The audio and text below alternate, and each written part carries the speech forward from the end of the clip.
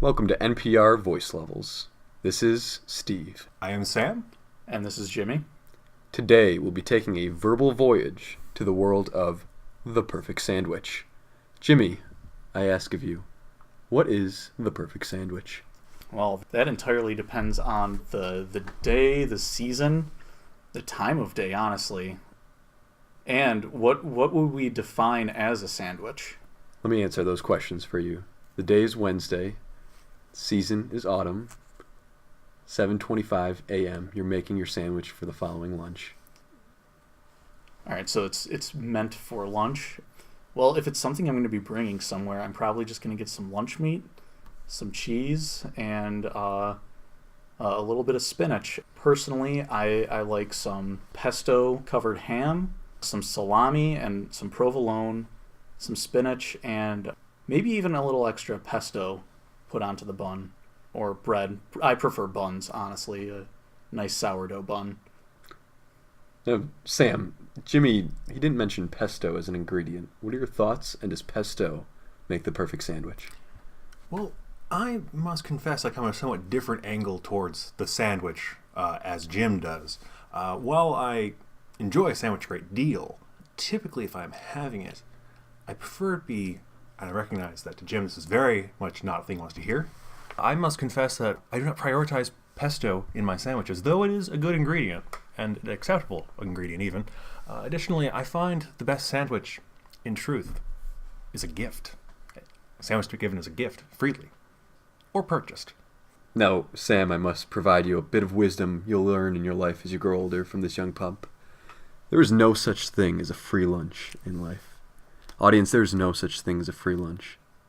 What there is a freaky fast lunch, and with that I bring up Jimmy John's as the perfect sandwich. 4.5 minutes, 5 minutes. Name the time, it's probably going to be quicker than that, and you'll get a nice warm sandwich from Jimmy John.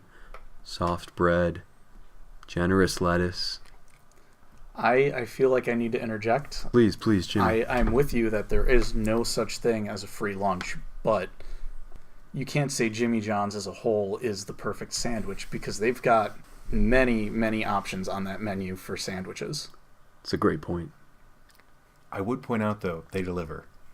They do deliver. Not only do they deliver the sandwich, but they deliver on flavor. Audience, this last segment was brought to you by Jimmy John's. Visit your local Jimmy John's franchise and tell them that NPR Voice Levels sent you. A brief interjection, if I might, regarding Jimmy John's. I work actually across from a Jimmy John's, oddly enough. And one day, my things were quite busy at work.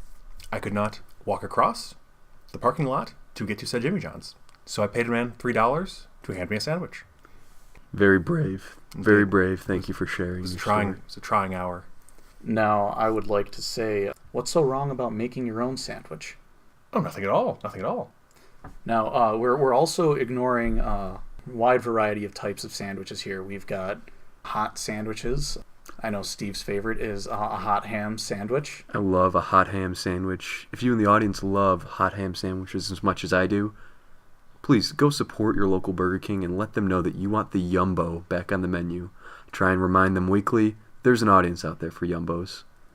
In fact, I hope to one day share with you an entire episode of NPR Voice Levels devoted to nothing more than the Yumbo. Please continue, Jimmy. I would love that, but well, we're ignoring hot ham, grilled cheeses, hamburgers even. Hot corned beef. Hot corned beef sandwiches, which brings me to another favorite perfect sandwich of mine is the perfect Reuben. Some nice corned beef, some sauerkraut, cold sauerkraut on top, and a nice toasted bun. You can't go wrong with a good Reuben. Personally, I'm not a Reuben eater myself, but it brings up a great philosophical point that perhaps the Reuben is in fact the perfect sandwich. It's so unique. Its ingredients do not commingle or coexist in any other form of food other than the Reuben. Should we adore the Reuben because of its uniqueness? Sam, what would you say to that? We absolutely must appreciate it, and I like it a great deal, but I think it's vital that we not accidentally make sacred that which deserves respect. I agree with Sam. We shouldn't put the Reuben on a pedestal. It's an important sandwich, but it's not entirely that unique. I mean, think of the Cuban. You've got pulled pork, mustard, Swiss cheese, and pickles. I don't know. That's getting close to. How much do we blame the media for our understanding of the Reuben? I feel like the Cuban, there's been erasure by the culture, and the Cuban is a very important sandwich as well. But I don't think about that often in the messaging we see these days. Well, how do you think that affects the youth? I think the youth, as a result of just this burying of various cultures in the media, the Cuban, the Irish Reuben, Scottish haggis. Scottish haggis, thank you, Sam. I think that they end up missing out on a variety of very important types of sandwiches. They only know the ham and cheese. They only know the turkey and Swiss. They only know the hamburger. And I think that's a terrible shame. Very limiting. We need to expand our minds. On that note, I present to you perhaps the most controversial of sandwich-related dilemmas. Is the hot dog a sandwich? I have to say no. Emphatically no. Emphatically no. Mm-hmm. To Jimmy? Definitely not. Would you consider a wrap a sandwich? No, I would not. See, I don't mean to get on a soapbox here, but there are sandwich anarchists out there that would argue that a burrito is in fact a sandwich. And I know, it's horrifying, but it's terrible, honestly. I feel like these wraps, burritos, gyros are not truly sandwiches, but they are within maybe the same family as it. Not everything wrapped in bread is a sandwich. Thank you, Jimmy, for those valued insights. In these trying times, we're often confused, conflicted. Where do we find truth as a society? How do we agree upon anything? I can't promise you, audience, that we know the answer to the perfect sandwich.